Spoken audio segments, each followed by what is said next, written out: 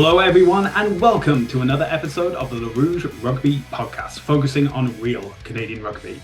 I'm Stu Hardy, joined as always by Derek Brissett, but this week we have a very special guest joining us. She is one of the most decorated rugby players in Canadian history, a highlight on both the 7s and 15 circuit, a bronze medal winner in the Olympics, a silver medal winner in the Rugby World Cup, and a gold medal winner at the Pan Am Games, the Queen of Quebec City, Karen Paquin.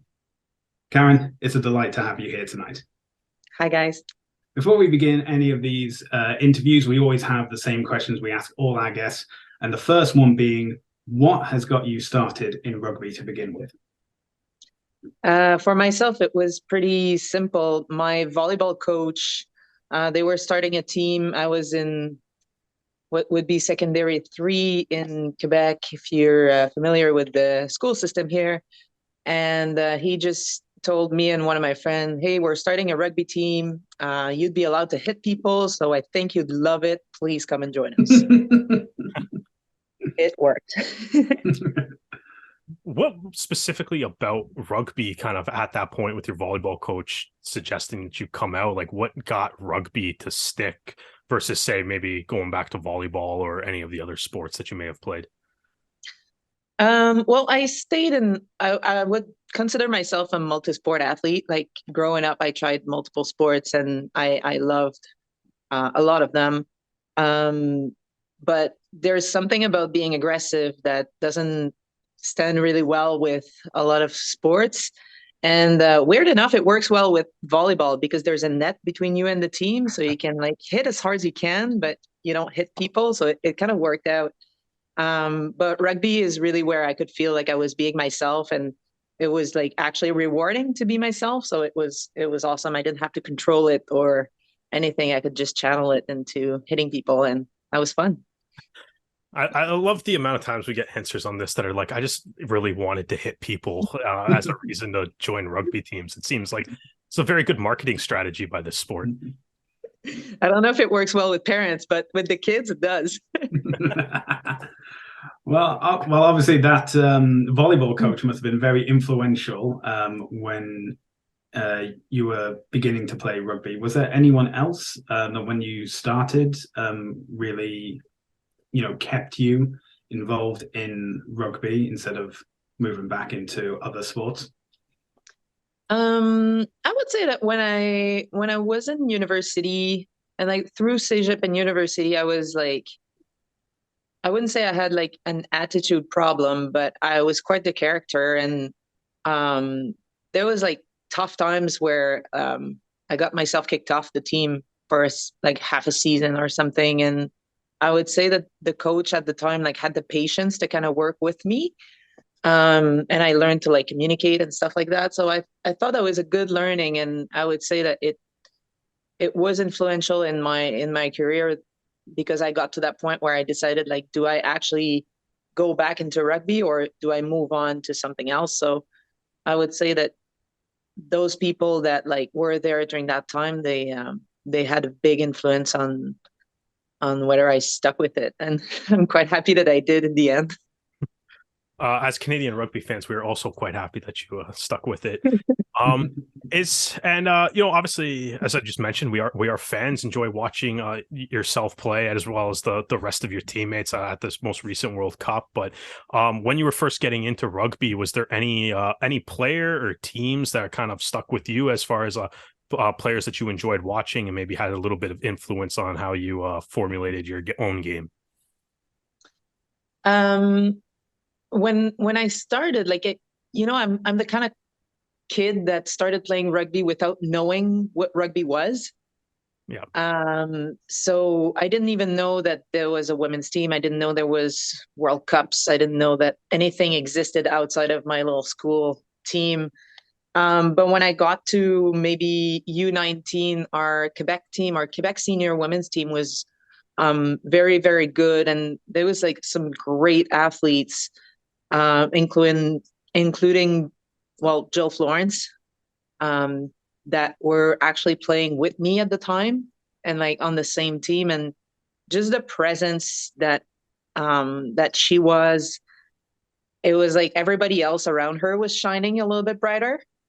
And she was just a workhorse. And like the fact that she was who she was and still like showed up and trained and was just like doing everything harder and with more like consistency and never like selfish. I think she was one of the players that I definitely looked up to, especially when I started moving into the forwards, because I was a back then. But when I moved into the forwards, like I don't know, I looked at her and I was just like trying to mimic what she was doing, although we're very different players. So, you kind of mentioned at the beginning of that answer, not really necessarily knowing much about, say, like, the women's national team, or maybe like a pathway that you can take like a career in rugby. I don't think I said much. I said absolutely nothing. Oh, absolutely, absolutely nothing. So I guess my question is off of that.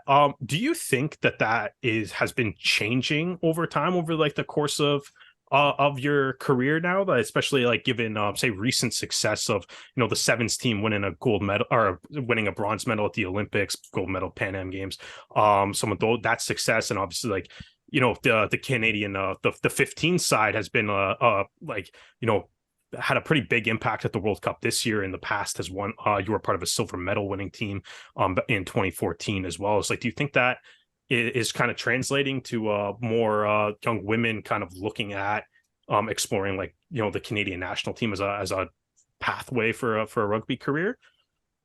I would say so, because I think there was two turning points. Like in 2014, it was a big turning point for how the game existed in Canada, and 2016 as well. Like it was just, the game was like becoming so much bigger, and that's kind of what my highlight of 2016 is like coming back home and seeing that rugby was in every single person's TV. So like the kids knew what rugby was, the parents, like everyone had an idea of what rugby was at that point.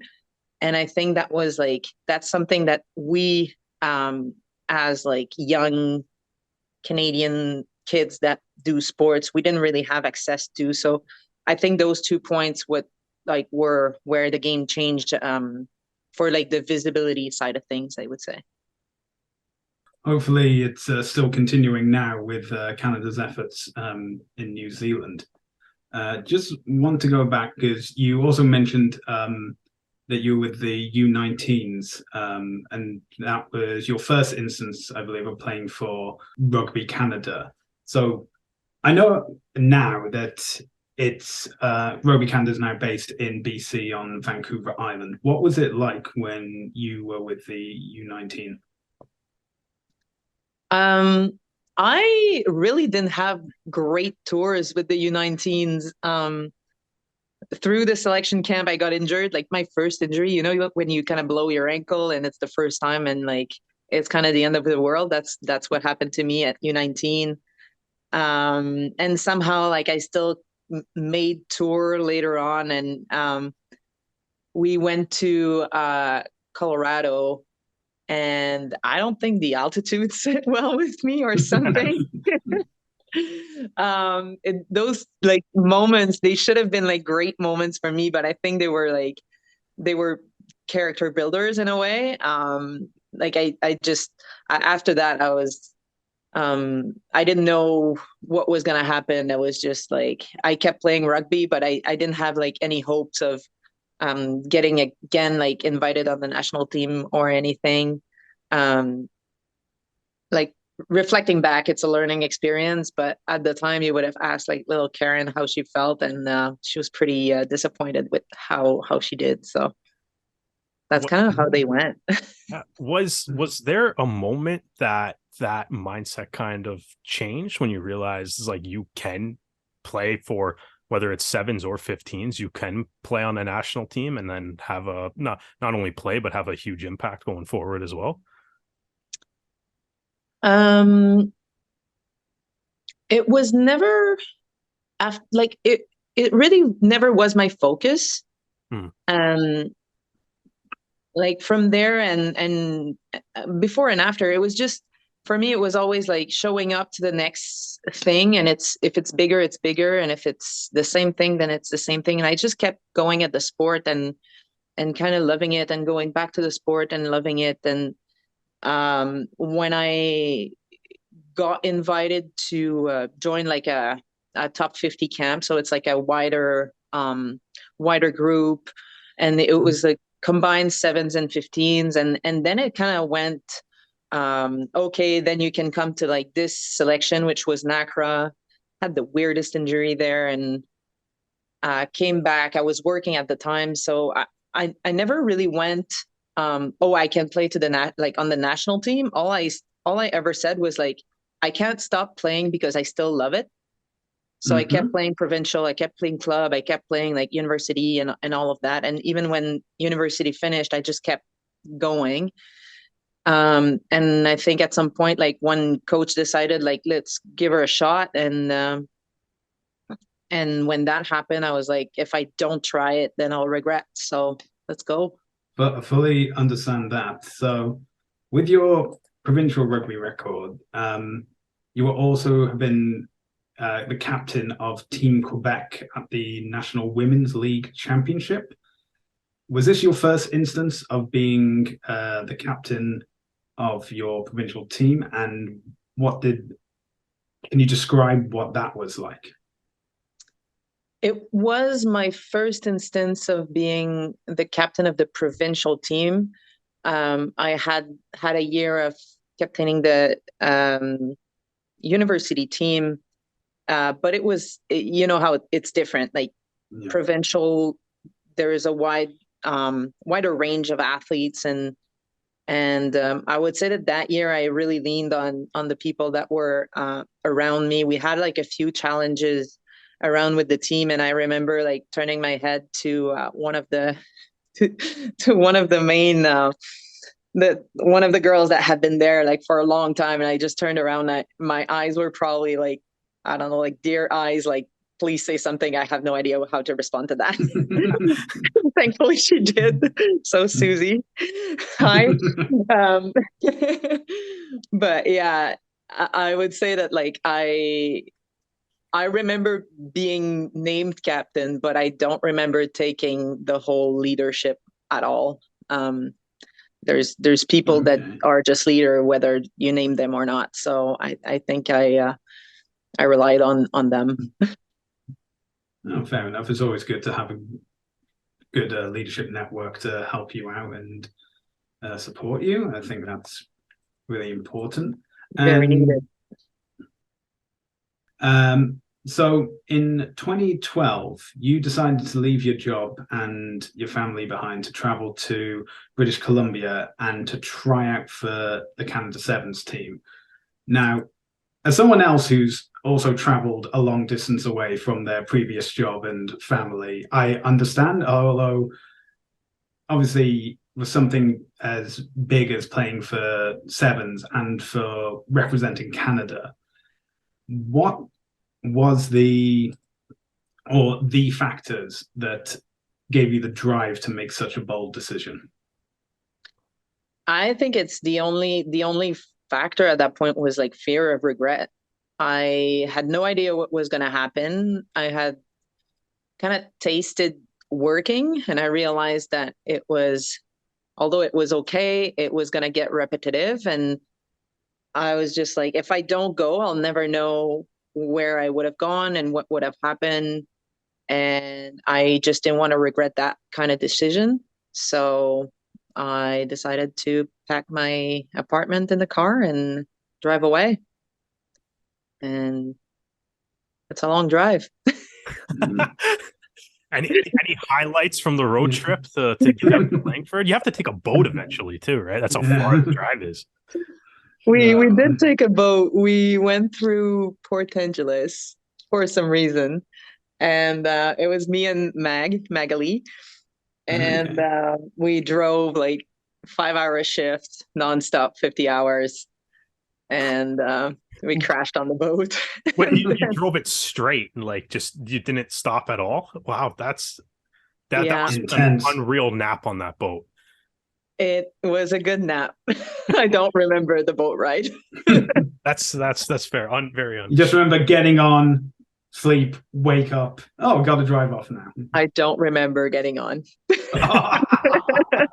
She was already asleep by that point. Oh, Actually, yeah. oh boy. Slept through all of BC and then Yeah, just it ended was. up in went from Calgary to Langford without knowing. So we'll stick with sevens for a minute, and then we'll go to the 15s in the most recent World Cup. But obviously, you've have a pretty decorated career going. Pan Am Games, gold medal, bronze medal at the Olympics, Rugby World Cup appearances. When you kind of look at all you've accomplished in sevens, is there something that kind of sticks out to you a lot, maybe more than others, or like a favorite memory of or a favorite tournament that you've taken part in? The one of my good memories is actually Hong Kong sevens. Yeah. Okay. And it was in my my whole first year was like, it was a blur. Like I just went at it with, I had no expectations. I came there, I knew all the names of the people that were there. I knew they were all better than me, and somehow I still got a chance to like make the tournaments and get game time and like in that first year. And then I ended up in Hong Kong sevens, which it wasn't a World Series event. It was an invitational, but you're in Hong Okay. Kong and then you play and we end up in the final. And it's that moment at that game. And I think we win the final because Jiz Landry gets like an unreal game and she scores all the tries. But we just had like such a great atmosphere. If anyone has ever seen Hong Kong sevens, like it's full of Canadian flags in the stands, and it's something different. So I think that's one of the early memories of playing on the national team, of something that I'm like, wow, this is big. Yeah, Landry has an unreal game and scores all the tries. Sums up about 97 Canadian sevens team matches. I think it's. I would say so. Yeah. So, like, what was it like, kind of playing with her? Because obviously, she carved out a pretty unreal career for herself too, and you got the, pretty much the best seat in the house for that the entire run. Yeah, I think she's a special player. Like she just makes magic. Like she will catch someone off like 1 millimeter and she's gone. And I think her best move is like to be at the right place at the right time and do the right thing. So it's a pretty good move when you play rugby. She just like, yeah, she's like, you can look at highlights of her tries and there's some of those that like she had no right to score. She still are always did. the best tries. Yeah. Yeah. Oh. So no, she's and as a player, as a leader, like she's got such a strong I would say, emotional intelligence.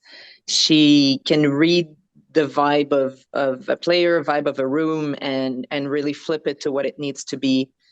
So yeah, unreal player, unreal person. With some of that success, is there any like specific memories from like the Pan Am Games being obviously a massive international tournament and one that happened on Canadian soil as well? It was very special for me because my dad made the trip to come and watch. So, and like he was like, obviously we come from Quebec, so like he made the drive, and he had been battling cancer, he still is. So it was very special to have him be able to be in the stands, and we really enjoyed it together, and like we had such a good tournament. It was just fun. It was fun rugby.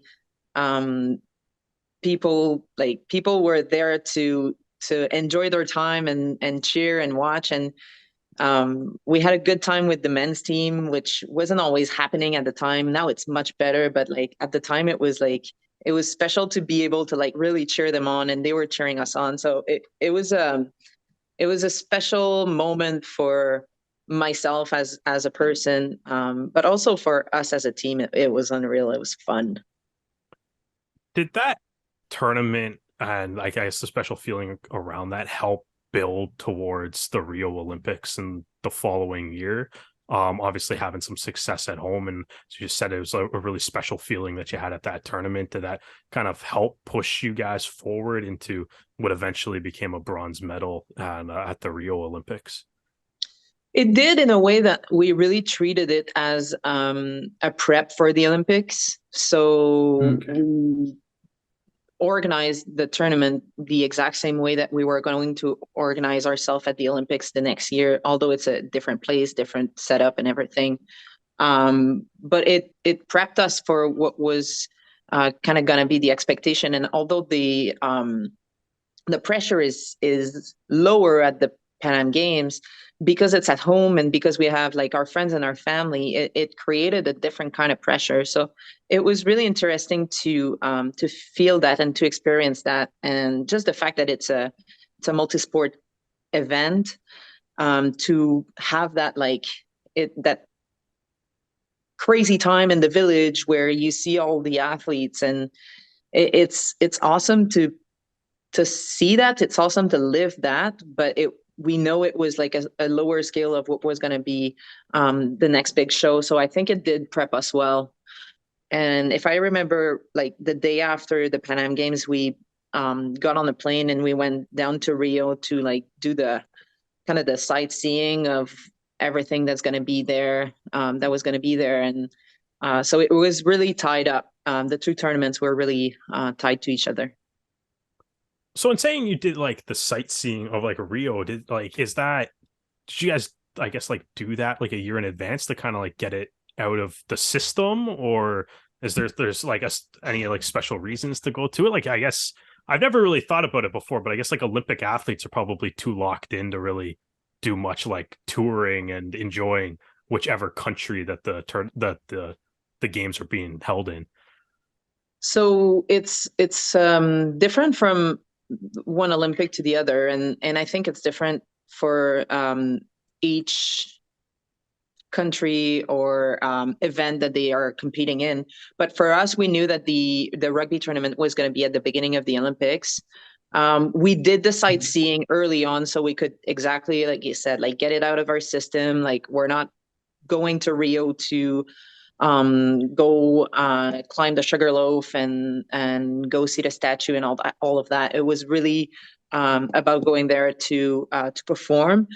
And we did have time after our event to stay in the village and kind of enjoy the city, enjoy the Olympics itself. But for us, it was important that we could get in and already be ready to compete and to focus. And it was about creating that bubble. And I think like we did that really well, because when we were on the field and when we were at the games, it felt like another tournament. It felt like one of the World Series almost. Like it was the same field, same line, same teams.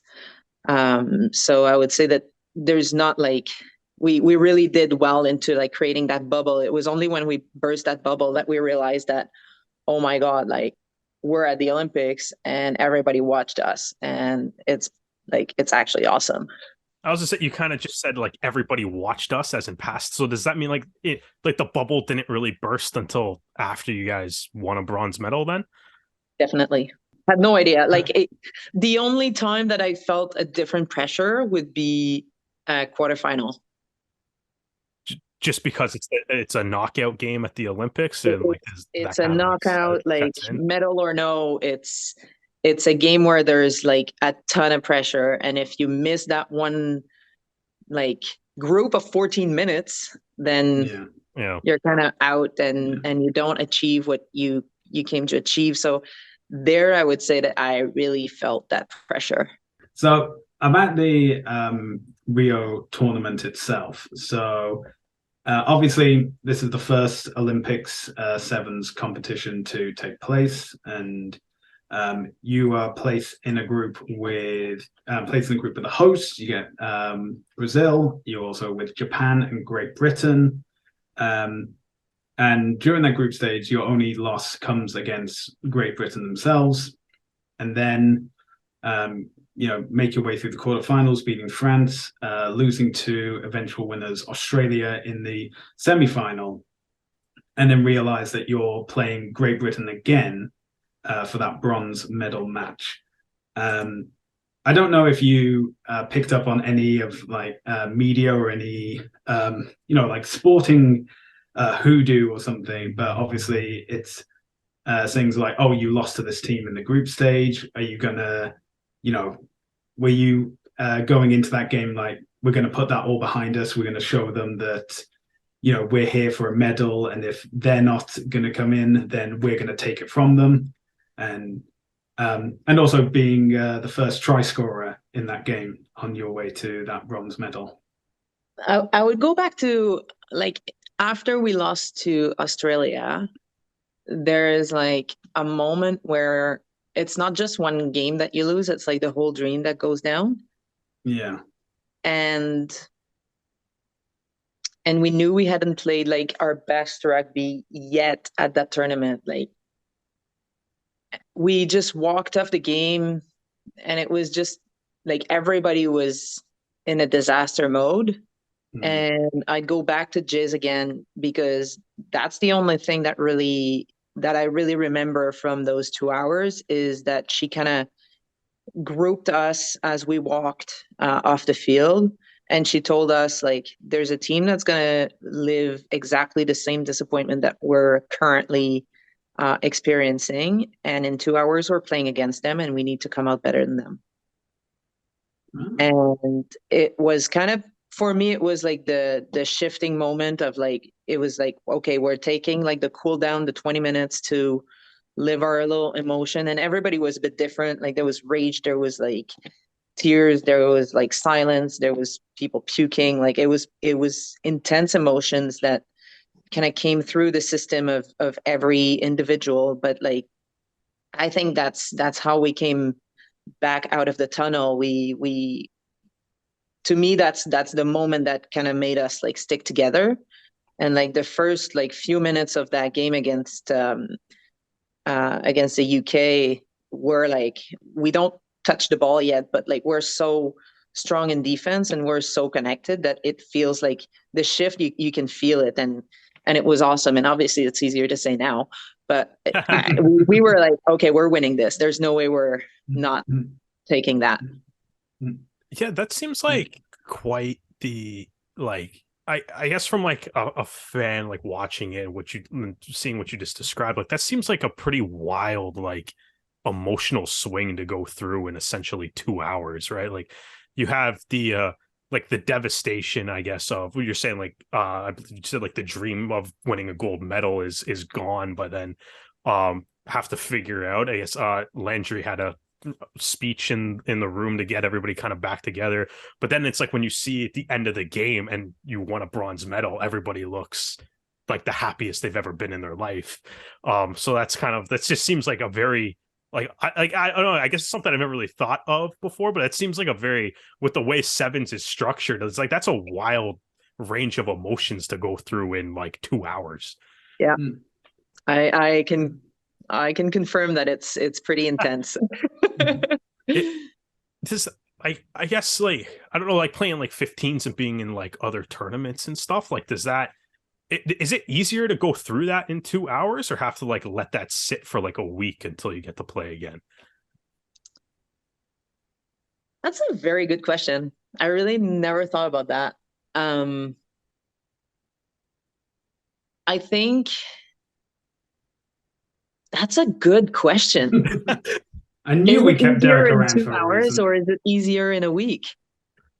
I think what matters is how the team chooses to get on with the next thing or not.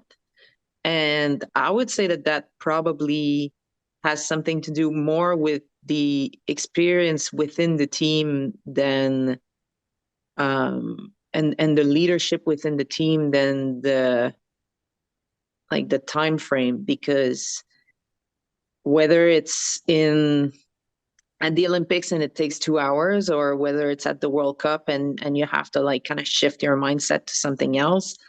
Uh, like it just depends of the group itself more than the time that you have, I think. Yeah, for sure. And I guess we'll go from. I guess I actually have one. What's it like standing on an Olympic podium at the end? I don't know. I've never been able to ask an Olympian. It just seems like it seems like it would be really cool. It's pretty cool, and at the same time, it's pretty awkward. Oh, it's yeah, because you're standing there waiting. Everyone gets the medal, and then flowers or a plushie, I believe, Yeah, and then thing. you have to wait for the silver medalists and gold medalists to do it. So you're just standing there for like 20 minutes, going like, "Goodness sake, hurry up, guys! Come on, Yeah. we've got celebrating to do." Okay? And it's like, when you have to do something like at the same time, and like, okay, we get on the podium and then we lift our hands, and like it's just weird. I was actually at the Commonwealth Games this year in Birmingham, and it was and I was saying to my brother, it's like, "Oh, let's stay for the medal ceremony because people leave as soon as the final whistle is, and we'll see the medals, and it's the right thing to do." And I think we got to halfway through the bronze, so all the bronze medalists had gotten their medals, and then they were like, "Now we're going to do it again for all these flower celebrations." And like, we have to leave now, otherwise we're going to be here for another hour. But obviously you can't do that. You just have to stand there, and obviously huge occasion, but yeah, I can imagine it being really awkward as well. It's almost like you're standing on a podium, and it's a cool experience, but the only thing you want to do is go see your family that you can like, yes. and you can see them, and they're there, and like you have like almost like eye contact in the stands with them, but that's the only thing you want to do. Like, you're there and you're taking pictures, and it's all cool, but all you want to do is like go hug like your mom and dad, and like that's the only thing you're thinking about. Is it also weird that you've had your bronze medal match, you've won it, you're celebrating with your teammates, and then you're told, okay, you're gonna have to wait like 15 minutes or however long it is for the gold medal match, and then you guys have to come back and celebrate it all again? Well, that part's actually great because you have time to shower. Oh, so okay. Well, that's good. That's good. Yeah, there's benefits to the bronze medal. Yeah. Well, to wrap up sevens, what's your favorite sevens World Series stop? World Series, Cape Town. Why?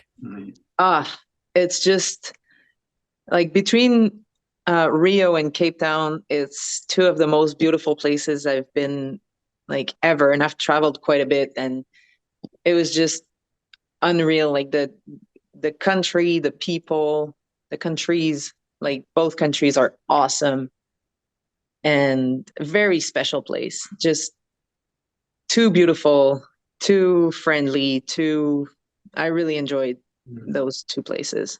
So I guess we'll transition to some 15s and the World Cup, but kind of as we're doing that, you've been a player that over your career you've kind of done a sevens tournament, then go play in a 15s tournament, and have kind of gone back and forth a lot.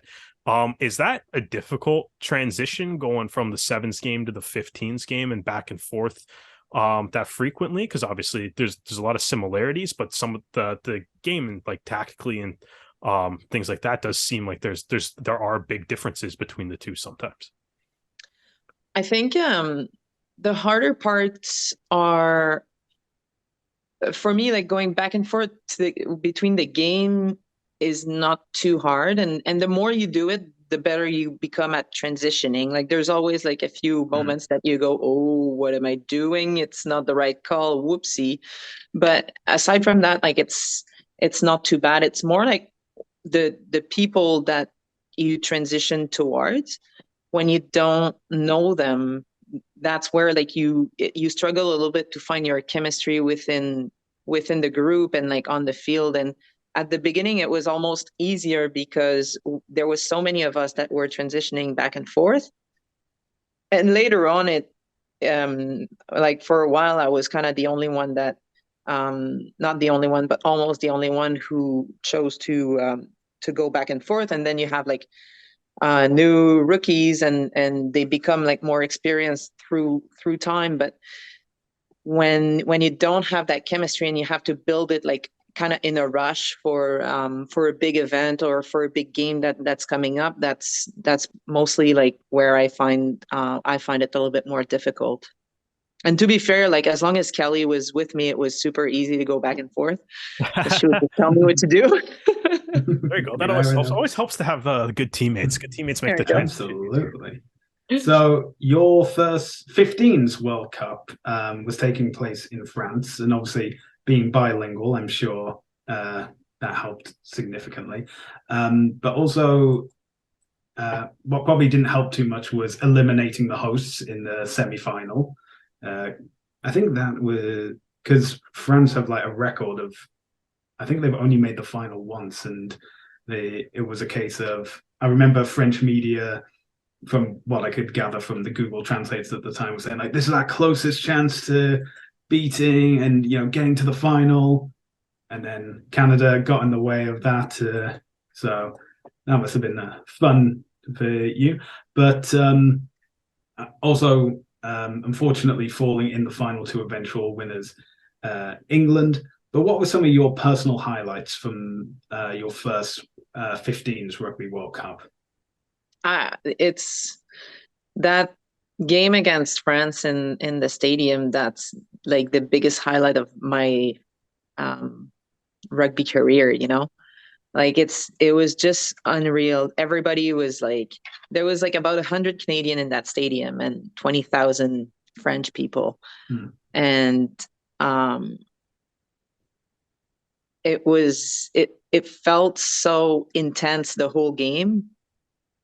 And we played with such like belief. And I mean, if you look at the game, like we left tries like left, right, and center on the field. Like we didn't score as many points as we could have or should have. But at that stage in the game and how the game was evolving, it was so unexpected for us to be there. Although we believe like the rest of the world was completely dismissing the Canadian team.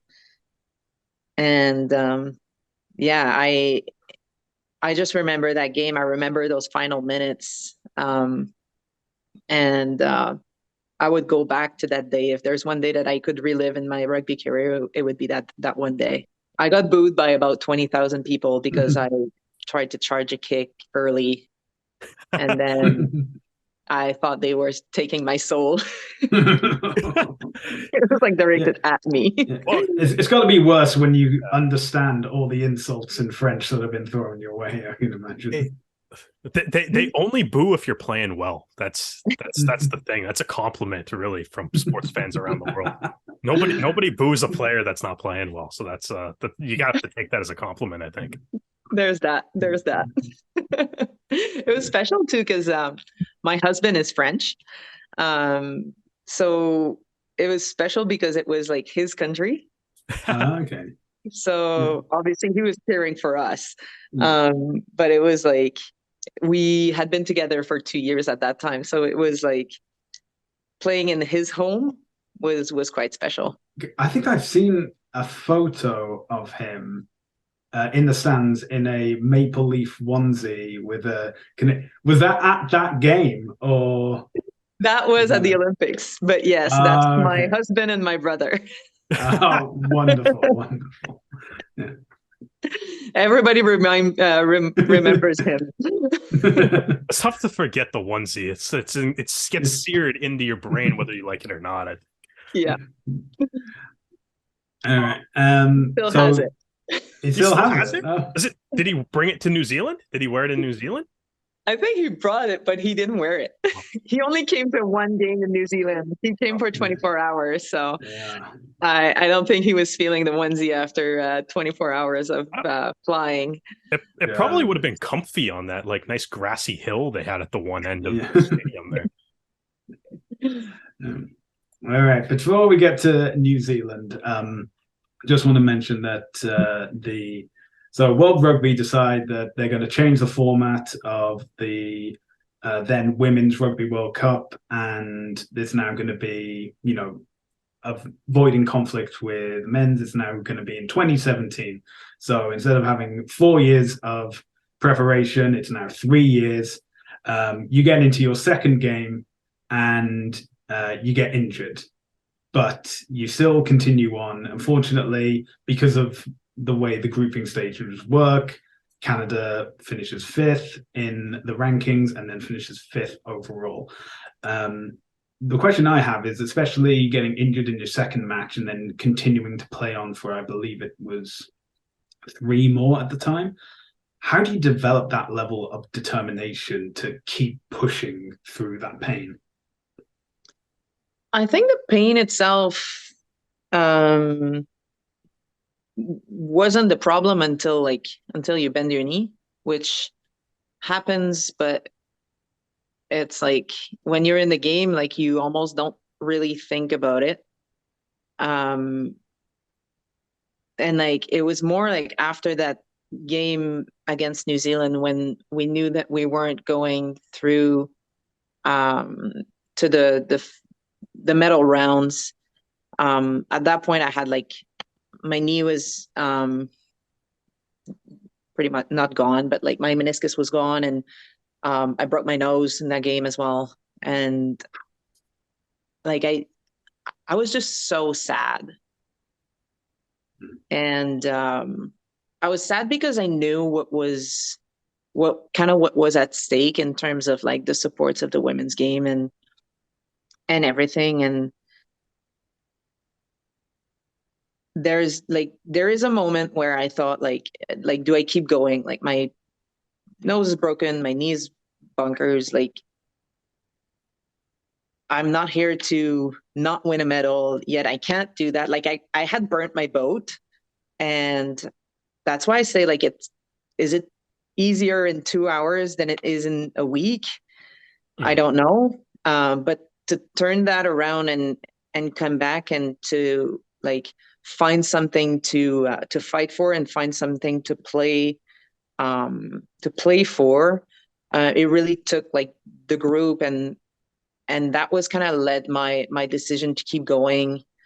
Because I thought like maybe I just stop this, I get surgery and I get it over with, or I keep going and I take the risk of whatever can happen. And I'm really, really glad that I chose to play, because it turned something that was going to be so sad into 2 games that we played, and we have like all the reasons to be like really proud of. We played for each other, we played for the people in the stands, we played for like a rugby that was more free, and that was more us at the time. So I think had I not done that, I would have been very disappointed with the 2017 World Cup. And even if the result isn't what we wanted, I think every person on that team is still very, very proud of what we did and how we showed up. And but yeah, at the end of the day, it was about my teammates. It was about like the people that I chose to train with and to show up with. And that's kind of where my heart went, and my body just had to follow. Quite impressive. And it did. It followed. It was all right. Yeah. It all works out in the end. That's all good. So, we got one more World Cup that we got to talk about. But before you played at this World Cup, you got to play for the Barbarians at Twickenham. And since you're the first Barbarian, I think, that we've had on this podcast, I'm definitely asking you about what's it like to play for the Barbarians. It's the best rugby tour you've ever been part of. Are you allowed to talk about why, or is it like do we have to you have to be a Barbarian to know all these I was gonna say, how much workers. Of the next part of the podcast do I have to just put a really large beeping sound across to get a couple stories out of you here? We'll redact all names, we'll remove all identity, anything incriminating, it's gone. I think we were like I wouldn't say a quiet group, but we were a decent group in most ways. But yeah, there's a lot of fun to be had on that kind of tour. But I think that the time, like usually like you kind of spend the first day like trying to figure out each other, and like you have that little like circle where you talk about your story. But we did that part like, I don't know, 3 days in after we've had like exactly that, like 3-4 days together, just knowing each other. And we had those moments of like talking through that circle of making connections, and it was just such an intense and inspiring and like the connection that we did in that 1 week, I feel like they're gonna last like all of our life. It's so cool. You just walk into a room and the first thing that you're trying to do is make friends with kind of everyone. And that kind of gets you to the field where you just try to do what's like what you're best at, and everybody else is doing the same. And it's about like kind of trusting each other, and you can create what that kind of weird chemistry that works. And even though you don't know people, but you've just made those like friends for life, and you play on the field with them. And yeah, no, I would go back to that. Well, there you go, Barbarians. If you're need players for the next tour, you know where to look. I will train. You'll perfect there, and it was special too because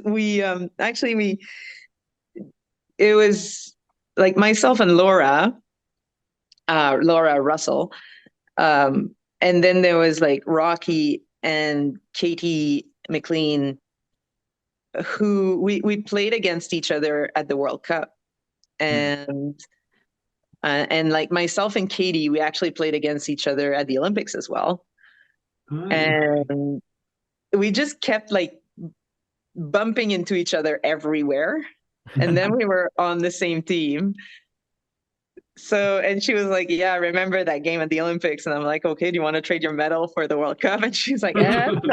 So it was kind of cool. But to play with that kind of quality, like super high quality player, that you've tried to like figure out their brain for like almost like not a decade, but almost. And then you end up like playing with them. So you know what they're going to do. And you can figure that like that chemistry that's so important. You can have it right there and then.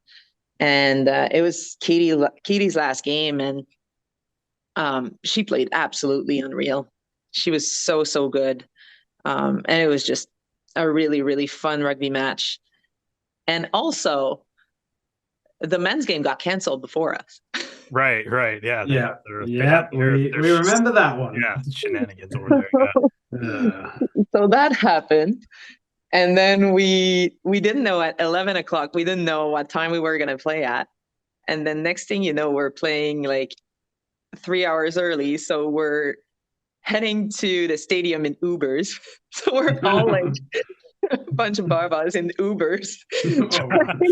Like going to a game, and the people that are walking to the stadium, like they still don't know that the men's game's canceled. Yeah. Oh no. That was quite the news story when that dropped. Yeah. It was bonkers. And you could see like when we ended up, like we had like a play that was like, we called it USA because it was a football play.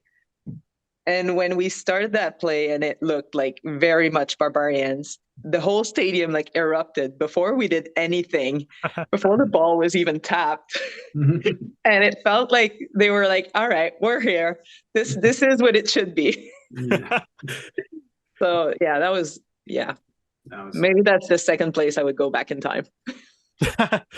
Game against France. Yeah, playing for the Barbarians. Yeah. There you go. That's well, it sounds just about as much fun as everybody advertises it to be. So glad you enjoyed that time. It really is. So the World Cup just happened.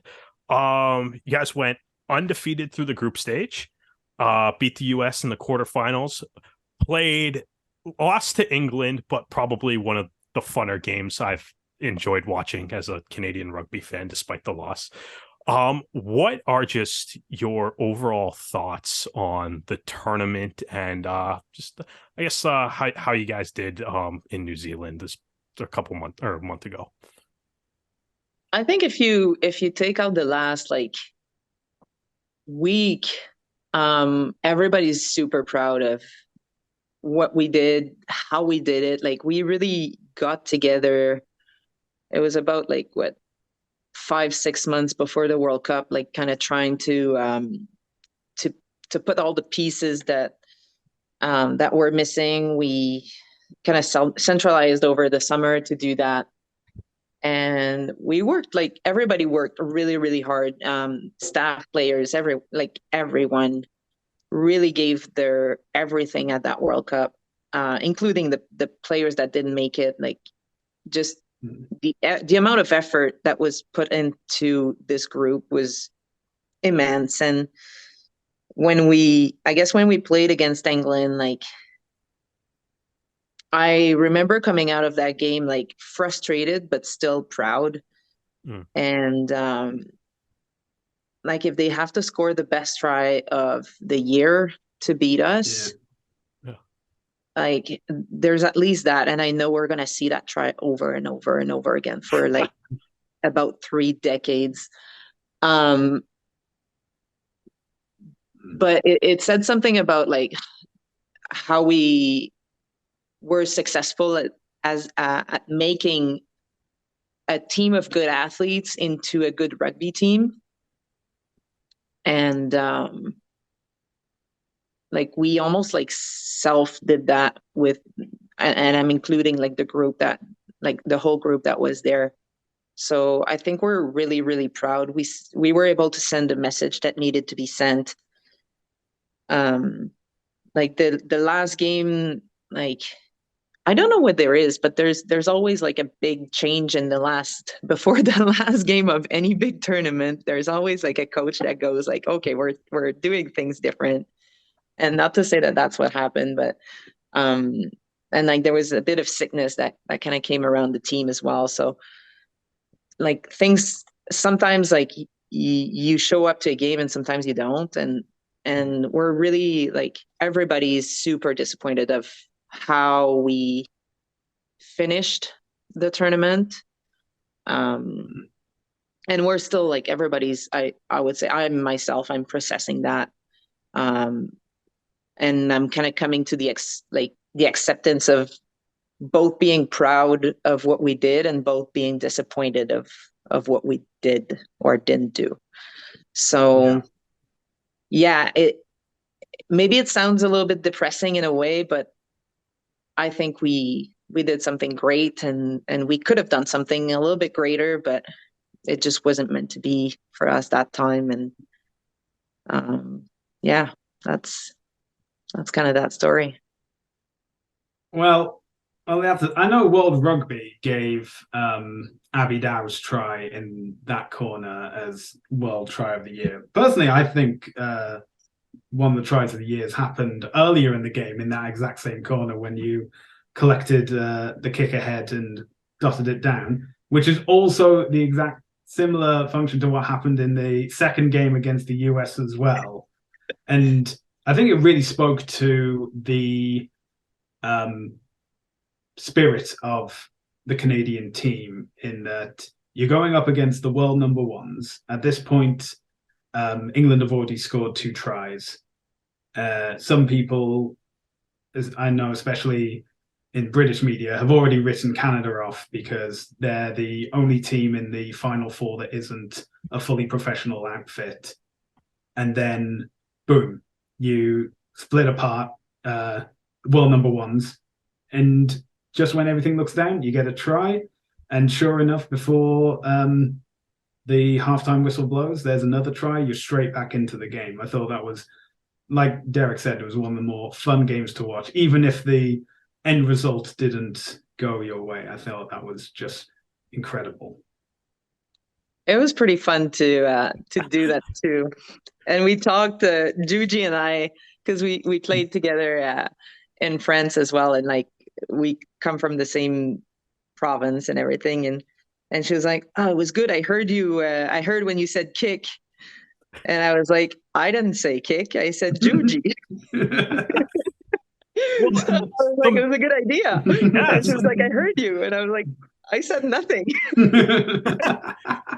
well, it's good that the message got across either way, though. That's all that's important. It doesn't matter what words are actually said as long as the message comes across too. See, because that's what I was because it's like you had a similar try against the USA earlier with an Allery kick, and I was like, "What is this like a set play that you guys go to, or is Again, it just not my fault. Not my idea. hey, I mean, it works out. It works out though. When Alyssa kicks came through, I was like, "Oh shit, it's gonna be blocked. Oh wait, it's not blocked. Get on your horse." Do you just go into sevens mode then, and it's like fastest feet gets the try, and Yeah, I just go get that ball. Yeah, so I mean, I think a lot of the sentiment back home, or at least when on Twitter and the immediate reaction to the game was kind of a lot of, I guess, like, similar to what you just said, where there's a lot of like a lot of fans back home incredibly proud of what the team has accomplished. And but and with obviously there was a lot of really talented players on this team. I mean, Sophie DeGoody led the tournament in a handful of really key categories like carries. Tatosi had led the tournament in tries almost the entire way through it. What can you just kind of say about your teammates and like maybe any highlighted individual performances that you can kind of maybe like proudly look back on as some star players from this squad going forward? It was pretty awesome because like for like all the pool stages, we were like putting Tatosi and Portia's faces beside each other, and it was like having Emily at the top of the scoring board. It was pretty awesome. I think it said a lot of like the work of the forward pack. But yeah, there's a lot of people that had obviously like Star Walt's performance.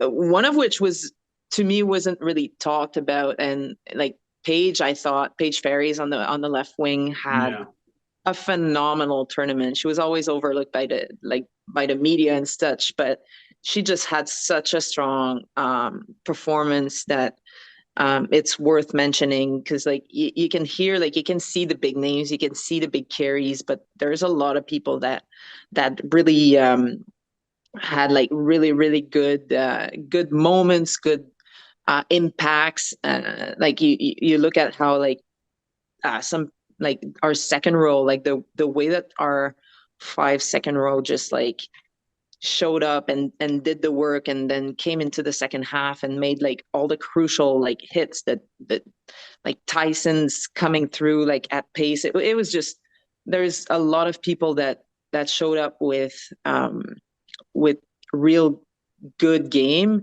And but one of the maybe the biggest one that has been mentioned is to me is Justine, because she came in, she was our second number 9, sorry, and then just before the World Cup started, our third number 9, or like our backup number 9, ended up injuring her knee. She was obviously like a 10, but she could slot in at 9. And then 2 games in, then our first number 9 goes down. And really, we weren't ready for that kind of damage to happen within the team. And she just took on like the role of playing 80-minute back to back to back to back. And I think that's crazy, as like for her position, it's not supposed to happen. And I think she just did that with so much confidence and so much like quality of play, and like it's her first World Cup. And like she's supposed to have a role, and she just like looked at the big shoes and stepped right in them, and it's just awesome to it was well needed for the team. Like if she hadn't been able to do that, like we wouldn't be here to talk about how a great World Cup it was. So I would say that's my my player of the tournament. Yeah, she had an absolutely unreal tournament. And the one other thing I think I really wanted to ask you about, one of the things that kind of, especially at the conclusion of the semifinal game with England, Sophie de Goody had like a post-match press conference where, she was talking about like, I'm kind of paraphrase what she said, but it was something along the lines of like, imagine what this team could do with like more games, more resources. And Kevin Rouet later echoed those same statements, and it got brought up a couple times toward the end of the World Cup as well. Just wondering if you could talk to like what you think that like more games, more resources, what that kind of means to you, and what you think maybe the Canadian women's team needs going forward in order to continue to advance. I think we do need more games. We need more strings of games.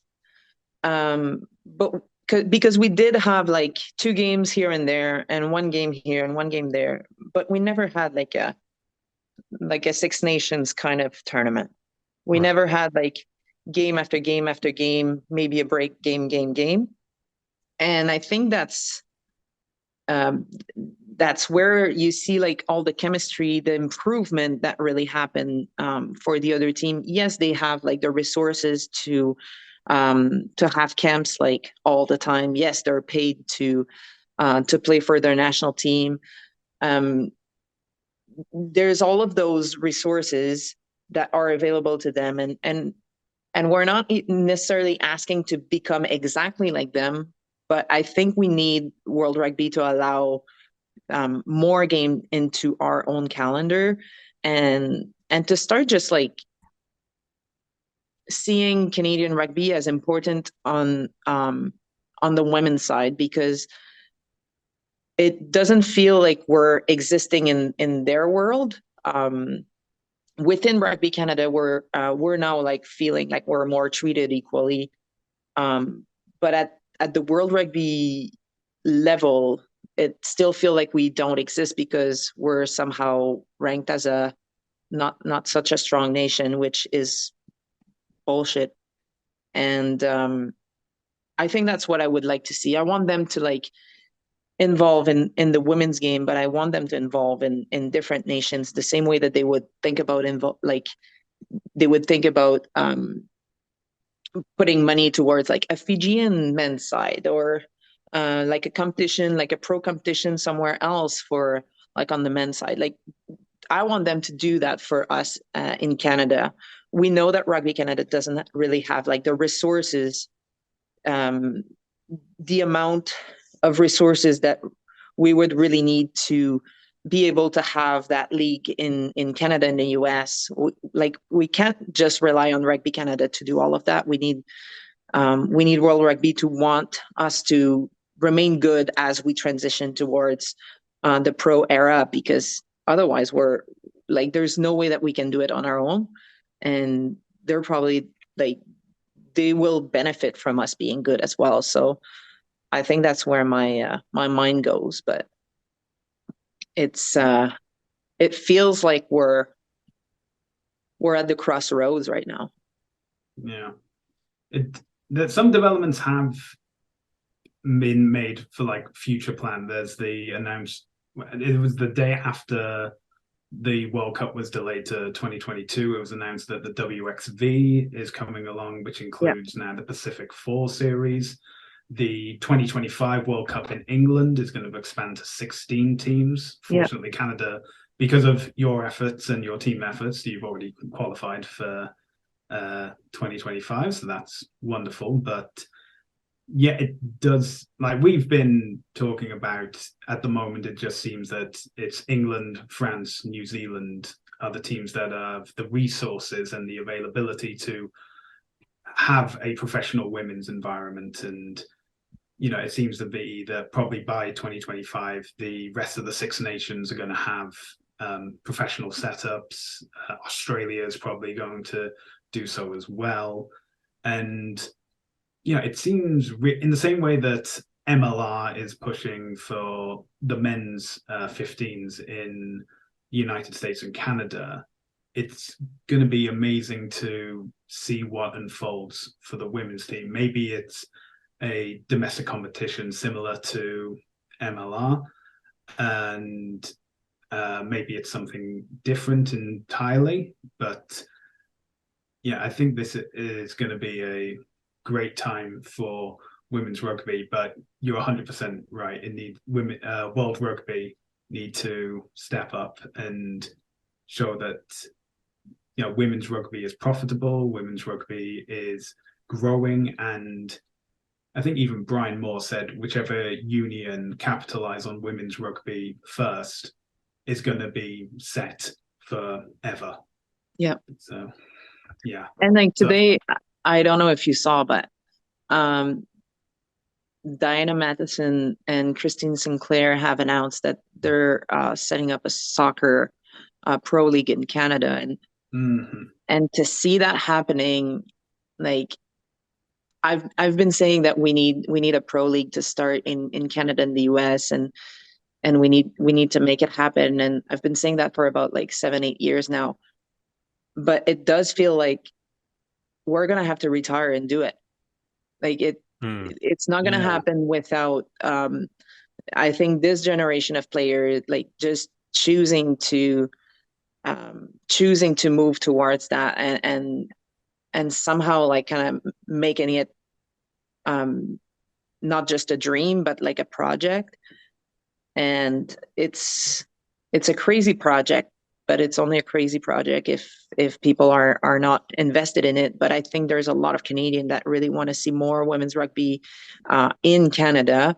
And currently, like all of our like almost all of our best players are playing in France and in England, and some in New Zealand. So it's kind of terrifying what we're doing to our own leagues here by depleting the talent and sending it away. So we need to like kind of bring those players back home and find them places to train and become better and get the next generation to be better as well. So I'm really excited to think about that. But seeing it happen with soccer, I'm like, okay, we actually need to get like shift into like second, third gear and get it moving. Yeah. Is that something that players have been talking about then? Like using the idea of like creating your own professional league in Canada? I'm definitely entertaining the idea. I talk about it to as many people as want to hear about it. I'm not necessarily, I don't know if I'm going to have to be the person leading it, but I know I can't play and do that at the same time. Yeah. So that's kind of where I'm at right now. So what would you like to see a pro Canadian women's rugby league look like? Like how many, like what would kind of be like your ideal setup for like the first year or something? So for me, I think it goes with working with the States, because traveling that way is a lot cheaper than traveling east-west. And we have like better concentration of quality. And I think like we have good quality athletes in Toronto, Montreal, Quebec, and Halifax. So I think we could have like probably if you look only at the east side, like we could have four like Canadian teams that have something like a premiership. And the first year to me, it's about like using the club system and the university system to create kind of a super a real super league across Canada, and like doing the same in the States. And you kind of want to build it like gradually with the clubs that already exist, and do the same obviously out west, and then you start like going north south, and then maybe you start crossing over. But for me, it's more about before you think about like playing the like having a pro league in terms of like paying all of the players. For me, it's about having the pro setup where people train, where people are supported, where like where you can have like those like centralized area where athletes are just like they're feeling like they can really have a team to train with and a goal to train towards and just like a quality pro athlete setup is the first base, and then you can start thinking about like having revenue and because you need quality games to do that. Yeah. And if there's a big discrepancy between one team and the other, um, then it's harder to do that. And for me, where Rugby Canada could exist is if we could have like access to contracts within Rugby Canada, then you could dispatch your players and allow allot those contracts to the people that are choosing to stay in Canada only. So you would have an incentive for the athletes that are playing pro elsewhere currently to just come back and play pro where they belong, and hopefully we can grow like a better league, because like the talent currently is there's good talent, but it doesn't have like the excellence to really challenge good to become great. Mm-hmm. So that's how I see it. And I mean, I'm open to ideas. With a plan like that, I'll be on Bay Street tomorrow finding as many investors as we can. So please do. Yeah, okay. I love the idea. I mean, I think like you said, I think if anything, the past World Cup shows like what you guys can do without the resources that you're talking about wanting to have, and without maybe as you said, a full-time professional setup for the players. So I mean, it's kind of, I think you're like, as you mentioned, like the crossroad idea. I think part of that is just kind of imagine what would happen with a little bit more. So I'm definitely in favor of the. Plus, it just means I get to watch more rugby in Canada. Like, who's saying no to this? Yeah, I think as well is that there's also the fear of something similar has happened with the men's team. So when rugby turned professional in '95, and Canada was able to, the men's team was able to plug along and keep going until you get to 2015, and suddenly you're not winning any of the close games. And then 2019, you're only qualifying by the last bit. And now look at the men's 15s team. They can't even qualify for the Rugby World Cup. Contrast with the women who have already automatically qualified for their next World Cup. And you don't want to be saying in like 2045, this is where Canada women could have been. And we just like, well, it was too expensive at the time. Nonsense. And but no. We said like at the day after 2014, that's kind of where we had like a few meetings, and that's what we said. And I was in a room with like a bunch of people who were part of the community of rugby in Canada. And I was like, if we don't do that, we're going to go back in time. And in 10 years, we're going to be in the exact same room trying to solve the exact same problem that we were talking about at that time, how to solve the problem that we have with the men's team. So just like I was trying to like kind of raise a flag, but it's hard to solve a problem that's in the future when you have so much problem in the present. So I think people just don't, like, we see it and we still can't diverge the route yet. We will. We just, that's the thing. I think the more voices, obviously more people than ever watching this World Cup in New Zealand. And one of the biggest names in rugby and social media, Squidge Rugby, was even cheering for Canada throughout the tournament as well. And he even said that the match against France, more than the match against England, proved why Canada needs to have a professional setup as soon as possible. And it's the same thing that's going on with MLR at the moment. It's not going to fix every problem overnight, but if you do it now, then decades down the line, those future problems don't exist anymore, and you're not worrying about this. Right, we're going to briefly step away from playing, just to talk about a little bit of a few things outside of rugby. And this is where we normally talk about like hobbies and interest. And I read somewhere that in 2017, after you came back from Ireland, you were bobsledding. Is that correct? So, how did you get involved in that? I mean, obviously, So, Canada winter sport, it kind of answers itself. But you've just come back from a World Cup. You've suffered a broken nose, your knee is damaged, but you've been able to carry on through. What makes you think, what would be great at this point in time? Going down a hill very fast on ice. um, so after the Olympics in 2016, they were looking for to like create a little bit of depth in their break women, I guess would be the good term. So they gave a few athletes a call, people who look like kind of tall and fast at the same time. Usually rugby players do good at transitioning towards bobsled. So I got a message and I was like, yeah, let's give it a shot. So I went for like about a week. That was just after the Olympics. And I was going back to 15s, but I went for a week to train with the bobsled team and I kind of learned how to push and went down the big hill.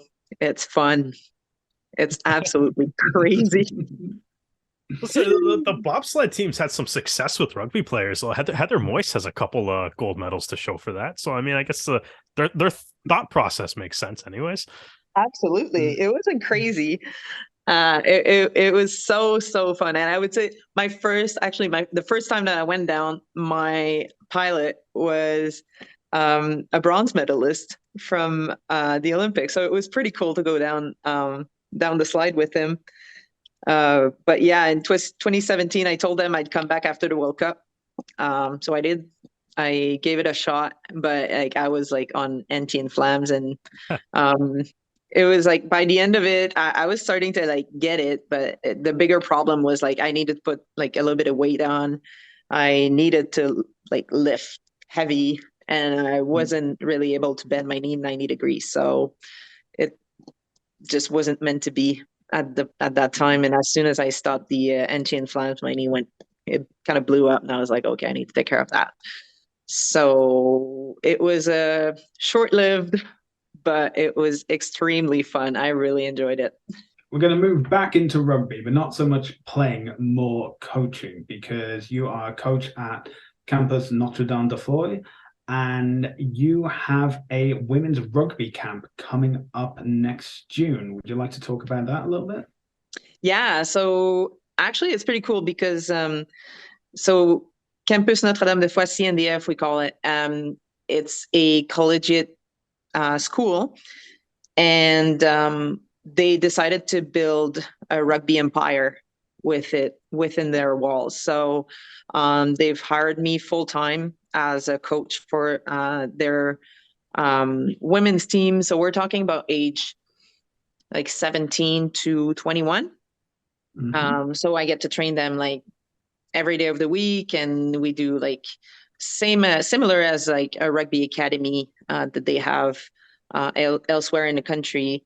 But just the girls come in and they do their school, and then we do rugby and lift weights and do speed and all that fun stuff.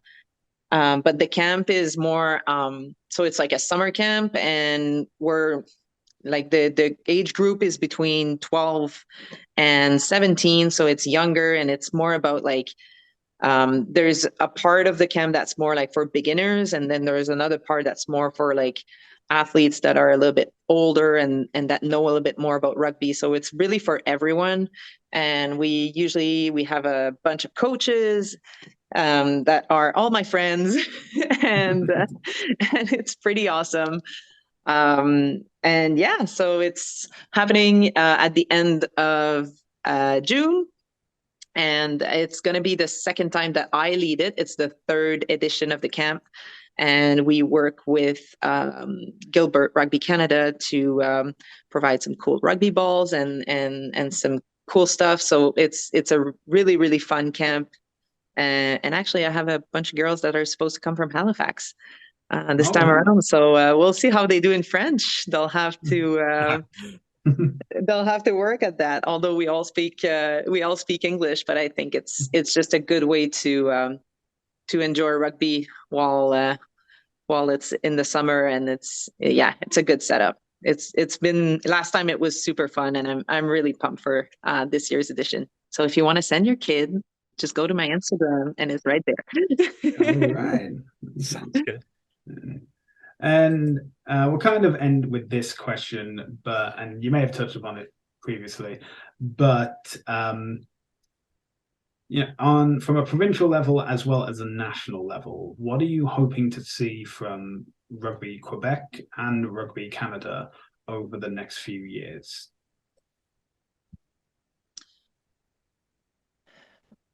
I think the biggest thing that we're going to have to see is creativity. I think we can't just keep going with what we know and what we do. I think as a province and as a country, we need to think out of the box. We need to challenge stakeholders. We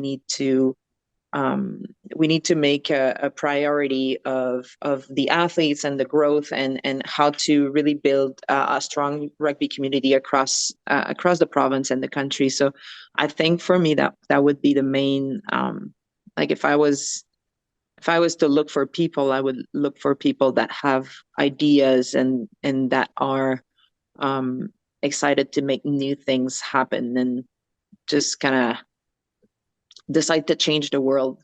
That's what we want to do. Like as athletes, we want to exist in the world, and I think we need to change how it is. We need to change the vision. We need to want something that's bigger and better. And I think that for that you need creative people, and I hope that's where people go. That's where the institutions go, kind of thing. Well, I think we'll end the interview there. Karen, thank you so much for our time. If you enjoyed this episode of the podcast, you can listen to more on Spotify, Anchor FM, and Apple Podcasts. If you would like to see our faces and Karen's as well, you can do so on our YouTube channel at The Rouge Rugby, and you can find us across social media, including Facebook, Twitter, Instagram, and TikTok, all at The Rouge Rugby. Karen, if a young woman wants to join one of your rugby camps this summer, or an investor wants to invest in your new women's league, where can they find your Instagram? My Instagram is at Karen Paquin, and I'm pretty easy to find. Derek, where can people find you on social media? I'm at Brissette the Jet across all social media platforms. And you can find me across all social media platforms at Hardman, spelled H4RDMAN. Karen, once again, thank you so much for joining us for this interview. The first time we've had a Olympian and Barbarian on our podcast. It's been an absolute delight.